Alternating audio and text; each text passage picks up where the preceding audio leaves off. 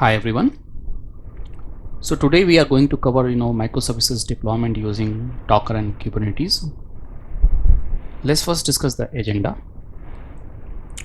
So we are going to cover microservices fundamental. We'll talk about container and Docker. I shall be talking about application deployment using Node.js and .NET Core. We'll cover Docker Hub, and then we'll jump to the container deployment model using Kubernetes. In the first part, I shall be covering in the Kubernetes demo the Kubernetes core command using CLI deployment, that is a pod, service, replica set deployment, and a couple of other core commands. Then we'll see how this deployment can be done using the YAML file. We shall be covering service discovery and networking. In part 2, we'll be talking about deployment of this sample application, that is a Node.js and .NET Core, that is a complete application deployment. Kubernetes ingress, then Kubernetes dashboard and Grafana dashboard, and how you can build different kind of dashboard using Grafana and Prometheus. Then we shall be covering the cluster auto scaling and the pod auto scaling. Then state full set concept, so how you can deploy a stateful application like databases, where I shall be covering the storage class, PV, PVC, and headless services. And part 3, which is again a very important part, where I shall be covering if I need to deploy a complex microservices where a number of microservices are more as in a product or as in a project, how you can leverage Helm for that deployment purpose. I shall be covering the service mesh using Istio. So let's get this started.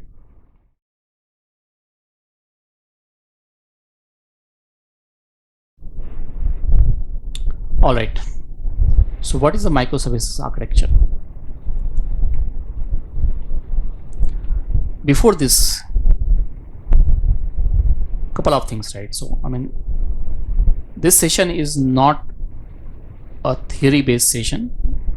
I'm going to drive it through demo only, but a couple of the concepts we need to understand first, right? So I'll walk you through very quickly, just to help you understand the concept part before we jump to the demo, right?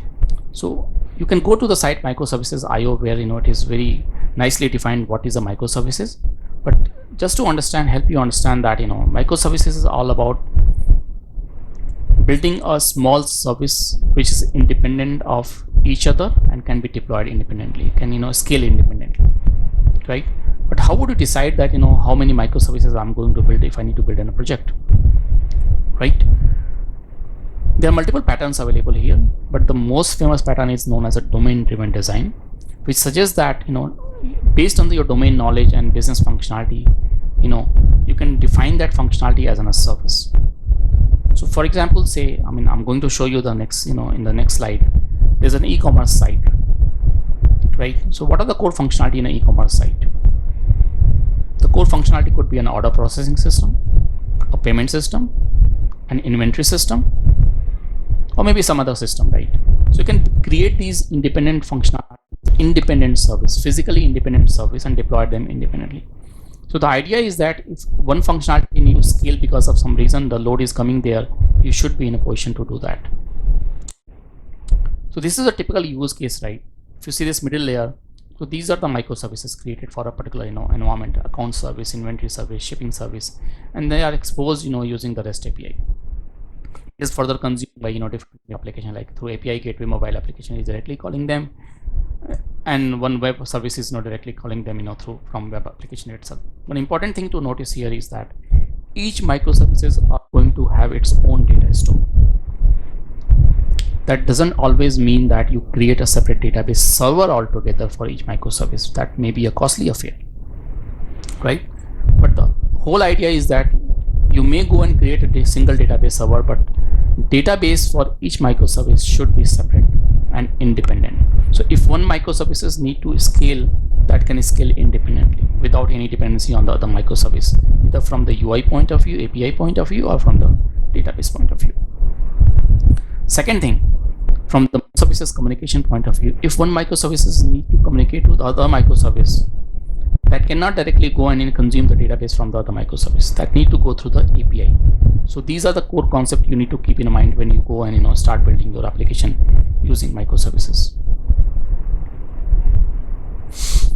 So this is a typical example of monolith to microservice. If you're going to build something from scratch, you have a choice, you have a luxury to go and decide that how that we are going to size. But what if application is already there using the monolith, right? This is a typical use case. So in the most of the time, you must have seen that organizations have applications already built in, and they are coming with a request that, okay, I want to go with this monolith because I'm facing a lot of issue in scalability part. I want to go and build something using modern application development technology using microservices. So should you go and rewrite everything as a microservices? That is not a very right approach. The idea is that first you need to understand how many microservices you are going to build out of that monolith. The same concept comes into picture, domain-driven design, right?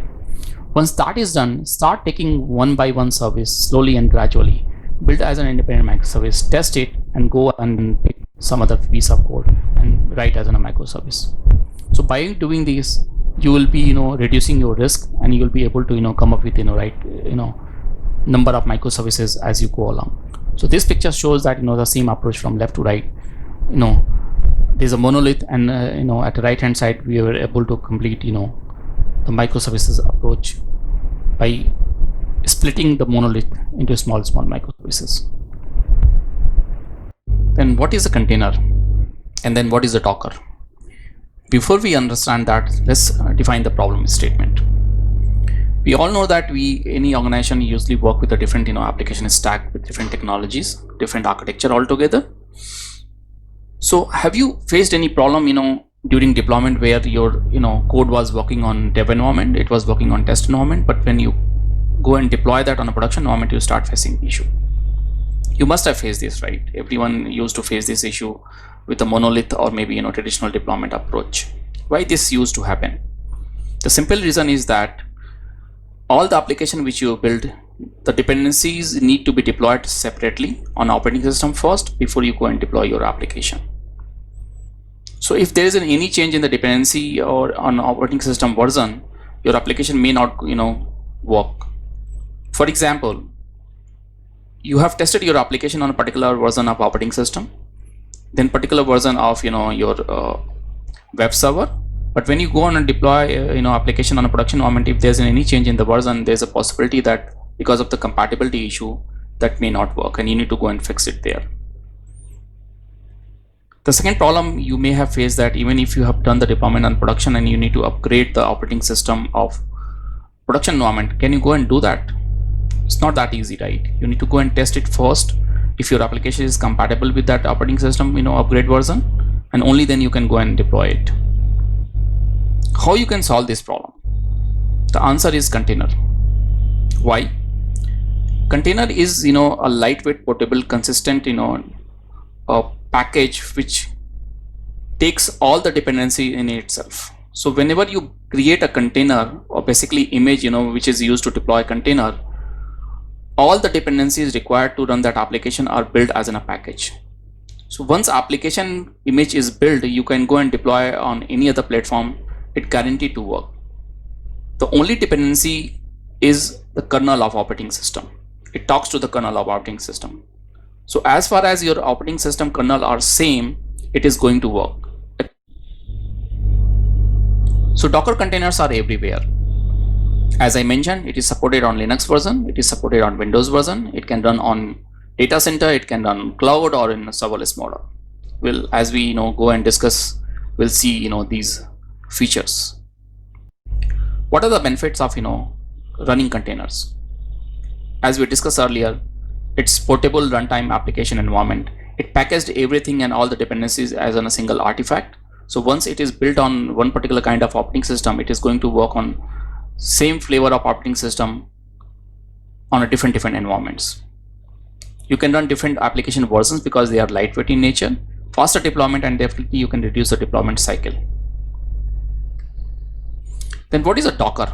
So Docker is a lightweight container virtualization platform. So container is a concept, a technology, and Docker is a provider of that technology. There are multiple providers in market. I'm covering Docker because that is the most famous, lightweight container virtualization platform available as of now, and most of the organization prefer to use Docker. This is tool to manage, deploy in your application, and this is come under Apache 2.0 license. So all the examples which we'll be talking about in this session, we will be taking example from Docker only. So before that, you go and start using Docker into setup. This is a two-part of Docker platform, that is a Docker Engine and Docker Hub. Docker Engine is a runtime engine which need to be deployed on your operating system where you want to go and use Docker or maybe deploy your container. And Docker Hub is a repository, central repository. When image is built in, you need to keep that image at some places, like for your code you use a GitHub libraries. Same way, for images you need to keep that in a repository, that is a Docker Hub. That is a public repository available free of cost, you can go and use it.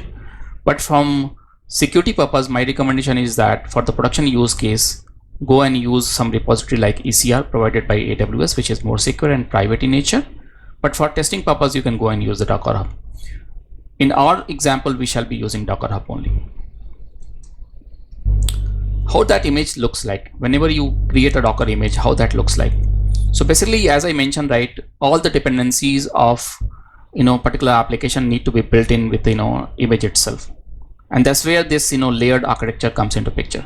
So if your application depends on a particular kind of operating system or particular kind of web server, those all dependencies need to be built as a layer, and it talks to a kernel only outside of that image. So that's where whenever you see an image and even your Docker file which you will create in some time, you will see that there's a layered approach followed. You will go step by step that what all dependencies are there, and then you will define your application architecture or application execution flow there in the Docker image itself. How the Docker file looks like, it's just an example, have a look, but I shall be talking more when we'll go for the demo session. So what are the basic commands in Docker? I mean, these are not the only command, guys. There are multiple commands available. You can go on Docker site and just have a look. These are the basic commands which everyone should be aware of to ensure that you are able to build Docker image and push it to a Docker Hub. So Docker login logout is used to log into Docker Hub. Docker build is used to build it. Docker tag is to tag the image. Docker run is to run it locally. Push is to push the image to Docker Hub, and pull is to pull it from the Docker Hub and deploy it locally. So let's get this started and now jump to the demo section. Alright, so we will start a demo on Docker, and we'll try to understand how we can build a Docker image and then publish to the Docker Hub. I'll talk about all these components and concept as we go along. Before we start, we need to understand what all components we are going to cover during the deployment of Docker and even the microservices.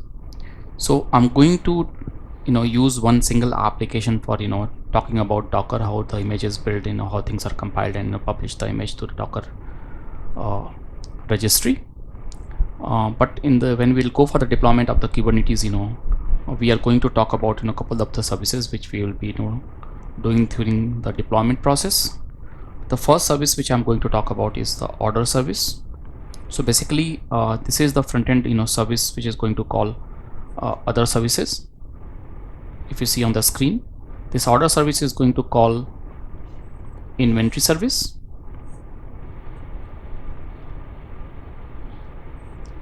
This order service then call payment service, and then this order service will finally call dispatch service.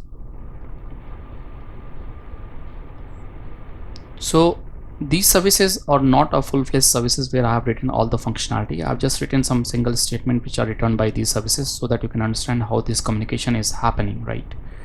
So this order service will publish to the outside of the board, which internally will call these services, and then we'll see the message if the call is happening properly or not, right?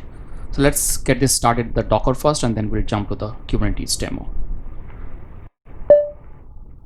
Okay, so for this demo I'm using my Ubuntu system, Ubuntu 20 desktop version, and I shall be using Z Shell, right?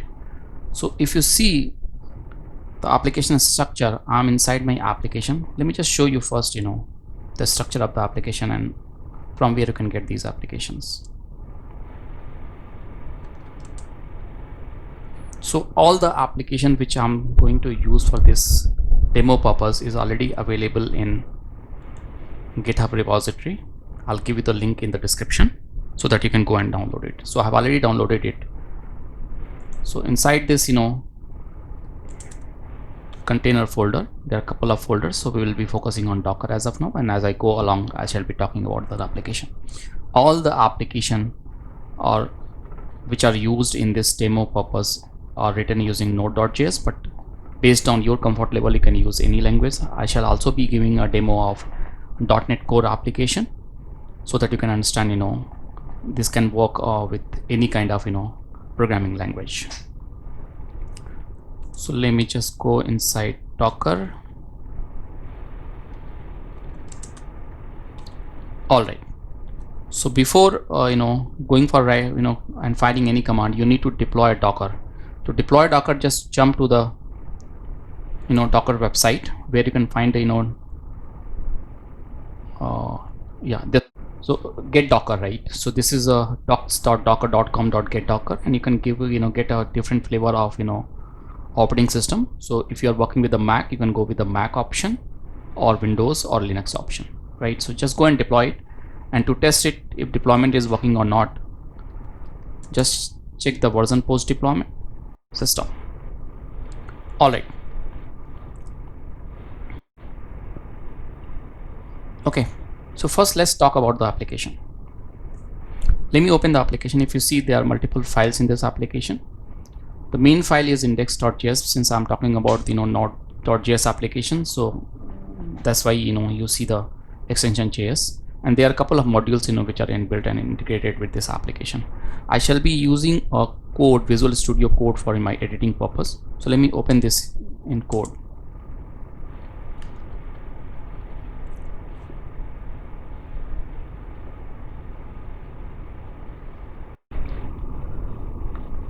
Now see the index.js application. This is pretty simple, application.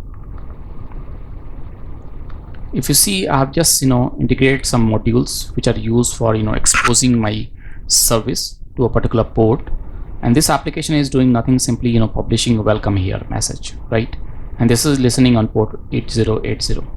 If I need to run this application on command prompt without any Docker, I can directly go and run it like node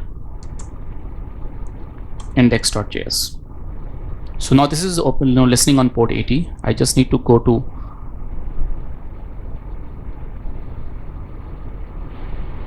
my browser and just consume this port, localhost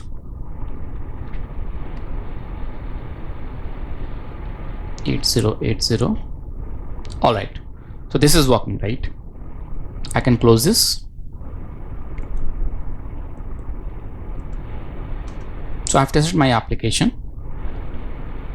Now since I have closed, shut down my application, let me just go and refresh it. It's not working, right? It's loading. It will give a message, error message in some time. All right. Now if you need to build this application as a Docker image, which you want to further go and deploy as in a container, what you need to do, the first thing you need to do is that to add a file, Docker file. If you see, if I list this folder structure, in the same folder structure I have added a file, Docker file. What this file exactly contains, right? If you go in the code, right, where I have already opened this file, it's pretty simple. So as we mentioned during the presentation part, the image is built on multiple layers, right? So basically my application is going to use Node version 7, which is a base version. Since this is not using any additional thing, that's why you are seeing I have started directly with my application details here. There's a possibility that your application may be using a multiple layers of softwares. Then you need to go and add them using from. You have not mentioned anything. That means that this image should be sourced from Docker Hub. I'll show you where you can find the Docker Hub, this Node 7 image. This is maintained by the open source community, and Like if you talk about the .NET application, the Microsoft .NET Core is managed by Microsoft itself. So there is already versions available. If you want to use a specific version, you will mention that node column 7, that is a version 7. If you don't mention anything, you can mention latest. It will pick the latest one from the Docker Hub. Just don't worry about this complexity of this code. Though this is a small, this can be big depending on which kind of language you are using and which kind of feature you want to expose using Docker Hub. You can find templates available for almost all the languages, and just copy paste and make changes as per your requirement. So if you see, I mean, these commands are nothing, simply related to my application, where I'm just setting the working directory and copying my local copies to application folder, and then running the command, the one which we have tested here, and then exposing a port. All right, now let's go and build the Docker image.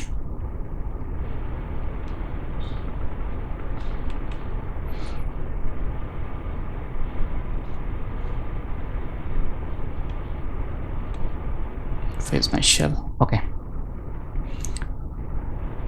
So the first command to build your Docker image is, you should be a part of, you should be inside the folder where Docker file has been created. That is your local folder of the application. You just need to file the command docker build and then current folder. If you're not part of that folder, there is a possibility, depending on the application type, and which language you are using. In some cases, Docker file is created one level down, right? And your application is inside a particular folder, then you will be mentioning that folder name here. I've entered, sorry, this need to be done with the sudo command.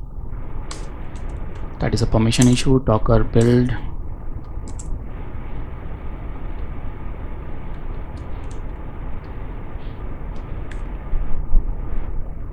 All right, now see, it has started fetching the layers of the application which you have mentioned there.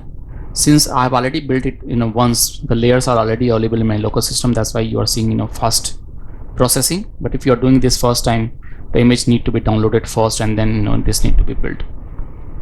Once this is built successfully, you can simply go and check your local image.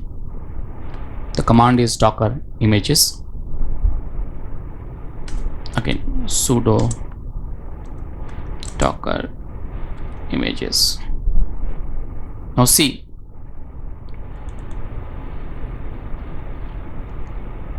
this is the one which I have built 19 seconds ago, but nothing is coming in the repository name and tag. And how would you identify that? So the best way to build an image is to provide a name, basically a tag. The command is exactly same. Whenever you build an image, just provide a tag, with the build -t -image local folder. Yeah, it's built.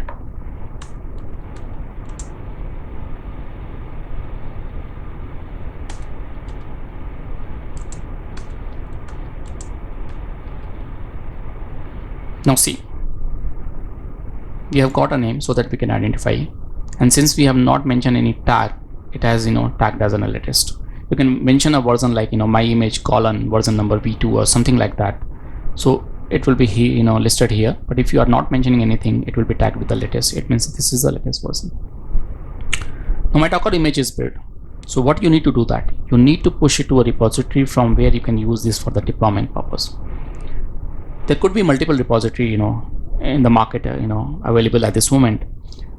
The Docker repository which is provided by Docker is known as a Docker Hub, which is a public repository, though you can go and make it private, but we don't recommend to this for the production use cases. Throughout this demo purpose, I shall be using the hub.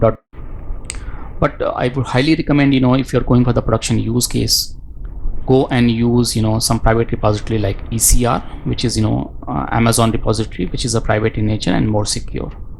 Okay, just to see, let me just show you. So this is the Docker Hub, right? You just need to create, if you're going to create or upload something, you need to create a repository where I have created already with the name of API Rajiv-Jaiswal.api. If you go inside this, I must have already uploaded multiple versions. I think it's one only with the tag latest. So for today's testing, we'll be uploading with a different tag so that you can go and identify it is done by us. So how this is done, right? The idea is that first you need to log into your Docker Hub.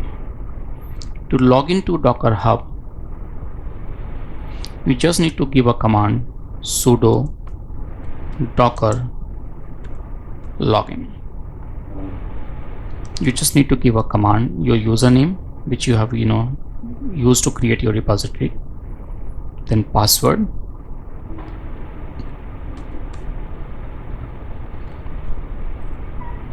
now if my username and password are correct, it will be login successfully.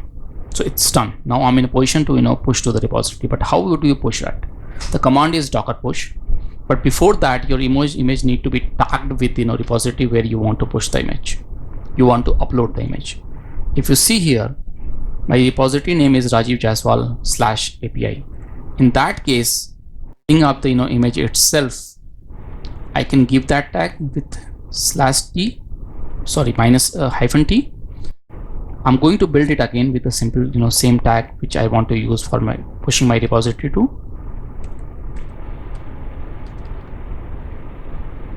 Colon, let's use v1 here.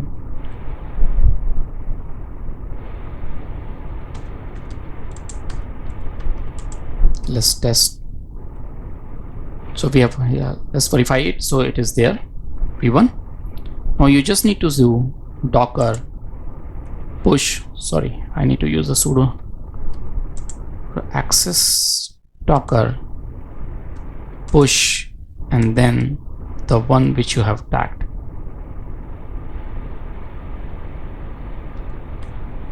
v1.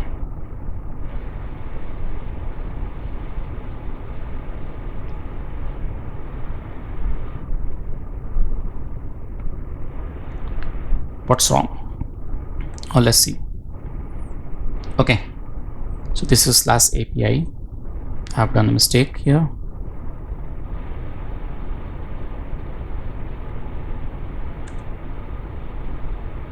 Now push.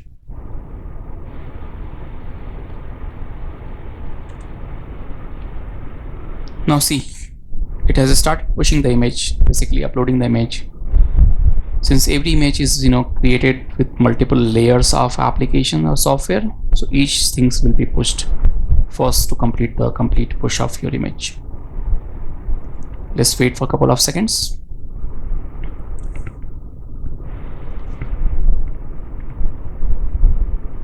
All right, so if you see, it took some time, but image is pushed here. Just to verify it, I need to go to the Docker Hub website. Okay, yeah, so you can see v1 few seconds ago it was pushed. So what exactly we learned till now? We learned that there's an application which you can run locally and test it, and then if you want to push it to a Docker Hub or any other repository where you can further go and use that image for your production or maybe other environment deployment purpose, you need to create a Docker file. You need to build the image with a tag name with your repository and version number, and then use the push command to push the image. Before that, you need to go and log in using the docker login command. Okay, now a couple of more commands we need to test here. Once image is there in the Docker Hub, and if you want to deploy it in any system and you want to test it, how would you do that? So you need to first pull the image. So image is in a repository, and then you can run it locally using some docker command directly to see if that works or not. Since we already have an image which we have pushed here, docker images, so before pulling it, we need to delete the image so that we can see if image is pulled properly or not. Rajiv-Jaiswal/API v1.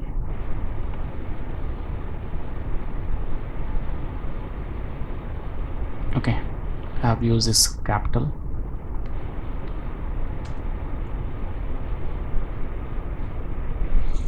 So it's deleting the image from my local repository. Now just let me quickly verify it. Yeah, so you see the API Rajiv Jaiswal /API v1 is gone. Now we will pull the same image from Docker Hub. To pull the command, simple command is docker pull, and you can give the tag name, right? So sudo docker pull /API. Kindly note one thing: if you want to pull an image from any public repository, right, you don't need to log in. You can go, if Docker is deployed, you can go and mention the name, proper mention the repository name and the version name. The image will be pulled. Since I have exposed this repository as a public, so even if I log out, I shall be able to pull it. Okay, this is pulled. Let me just verify if image is there. Yeah, see, it's here. Now just to run it, right, if you want to test it locally, how would you test it? The command is docker run. There are multiple options available. I'm running with /IT, which is an interactive mode. Then you need to mention the port where you want to expose it, and the port of Docker image. So if you can remember, we have exposed the port as an 8080. To show you again, if you see, we have exposed at port 8080 here. Even my application is also exposed on port 8080, right, which I'm using here in Dockerfile. But when I'm running it, I'm using port 80. So this is a mapping, and then your image name. So my image name is Rajiv Jaiswal /API v1.